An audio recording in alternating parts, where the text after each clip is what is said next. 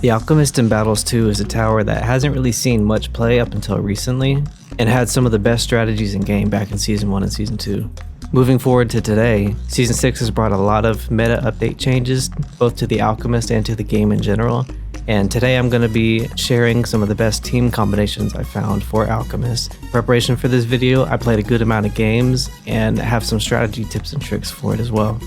This video was inspired by two commenters who suggested first to play the Bomb Alchemist team combination, and it performed considerably well in mid to high tier arenas, so I'll be giving a quick guide for that, as well as my favorite Alch strategy. I also have a full Ninja Alchemist guide, and I also have an hour-long Alchemist live stream that also has time codes for each game if you want to watch the full games played. With that said, let's get on to the video. So the OG playstyle that everyone used way back in Season 1 was the Tack, Village, and Alchemist. And I'm going to use this strategy to explain Alchemist's role in Battles 2 a bit, where Alchemist is usually like a support tower, either for your late game carry or for your early game carry tower.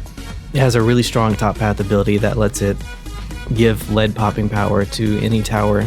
And so in Season 1, people used that to buff the Tack shooter, and then a Tack shooter buffed by Alchemist and Village had the ability to solo the first 18 rounds because it could pop lead. It had its tier 4 ability to hold against rainbows, and the Village gave it camo detection. After the nerfs, Alchemist kind of fell out of play for a while, but as of recently, it started to see play again once the cannon shooter got buffed. The cannon stacked really well with the Alchemist buff, specifically the bottom path cannon. Alchemist cannon in Village was a very popular strategy back in Season 4 and Season 5, and even in Season 6 I've seen it on Ranked Ladder and in some of the games that I played. So if you're thinking about using Alchemist, I recommend either Tack, Village, Alchemist, just to play the OG strategy that I think everyone should play at least once, and the more modern strategy of Cannon, Village, and Alchemist. And I imagine you can make it work with generally any other tower. Alchemist is in a really good spot right now.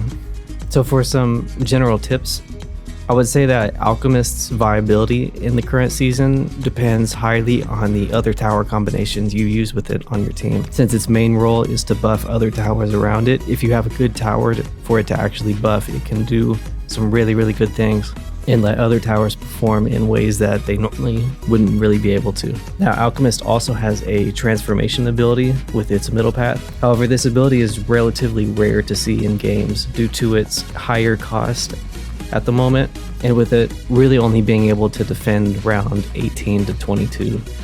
Usually if the games go later, then you need much more defense than an on-hit ability.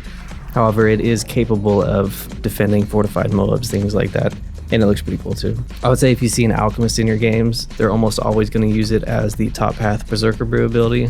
It makes pretty much any tower viable, and if you see Alchemist, they'll probably also have a camo detection, because Alchemist doesn't really do camo too well.